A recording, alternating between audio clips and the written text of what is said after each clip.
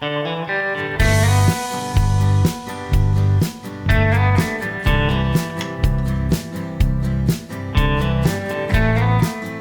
friends, welcome to Madras Samayal.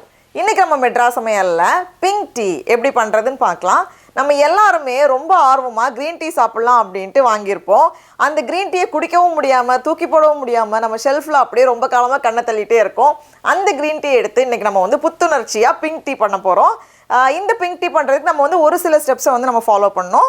First அந்த டீயை நம்ம கொதிக்க வைக்கணும். அதுக்கு ஒரு panல 3 கப் தண்ணி சேர்த்துக்கோங்க. இது கூடவே நல்ல வாசனைக்காக நம்ம ஒரு 2-3 துண்டு பட்டை, 3 கிராம்பு, 4 ஏலக்காய். ஏலக்காய் நல்லா இடிச்சு சேர்த்துக்கோங்க. அப்பதான் இன்னுமே நல்ல வாசனையா இருக்கும். அதுக்கு அப்புறமா நமக்கு இந்த கிரீன் டீ இலைகள் வேணும். இந்த லூசா இருக்கும்ல லீவ்ஸ் அதுதான் நல்லா இருக்கும். அதுல 4 டேபிள் ஸ்பூன் நான் சேர்த்திருக்கேன். இது 1/4 கப்.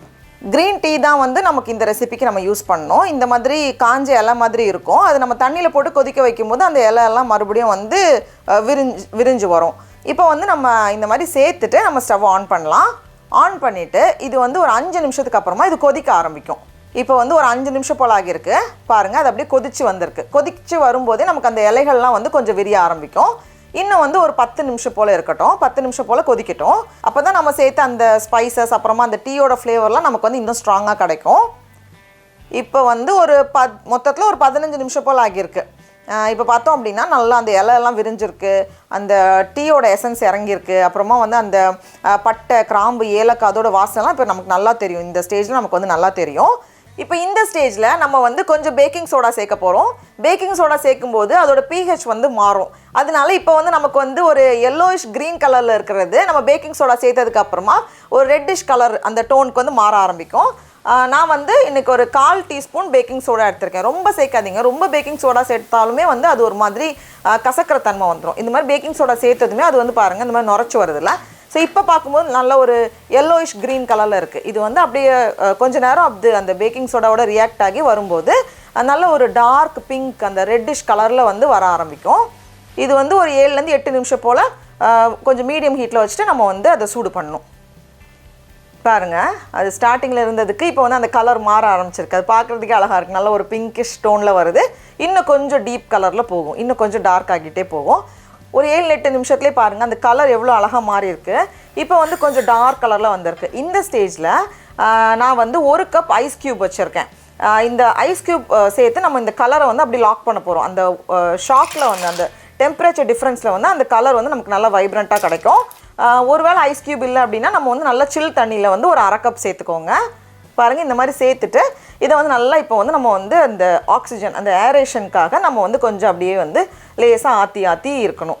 இந்த மாதிரி ஆற்றும்போது ஒரு 2 நிமிஷம் ரொம்ப ஸ்லோ ஃபயரில் வச்சுட்டு ஒரு 2 நிமிஷம் நம்ம மிக்ஸ் பண்ணும்போது அந்த கலர் நமக்கு நல்லா கிடைக்கும்.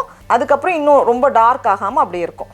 பாருங்கள் அதை அப்படி மிக்ஸ் பண்ணும்போது நல்ல ஒரு சூப்பர் ரிச்சான ஒரு ரெட் கலரில் வருது. இதை தான் நம்ம பாலில் சேர்க்கும்போது நமக்கு பிங்க் கலரில் வரும். ஒரு 2 நிமிஷம் வந்திருக்கு. இதை நம்ம இப்போ ஆஃப் பண்ணிவிட்டு அப்படியே வச்சிடலாம். ஒரு 5 நிமிஷம் இருக்கட்டும். இப்போ 5 நிமிஷத்துக்கு அப்புறமா அந்த கலர் ரொம்ப ரொம்ப அழகாக இருக்குல்ல.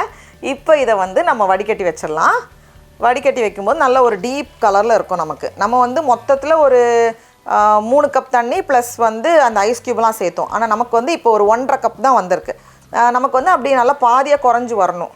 இப்போ நம்ம பால் நான் சூடு பண்ணி எடுத்துகிட்டு வந்திருக்கேன். நமக்கு எவ்வளோ பால் வேணுமோ அவ்வளோ பால் சேர்த்துக்கலாம். பால் நல்லா கெட்டியாக இருக்கணும். ஏன்னா இதுவும் தண்ணியாக இருக்கா, ரொம்ப தண்ணியாகிடக்கூடாது. பால் கொஞ்சம் கெட்டியாக இருக்கணும்.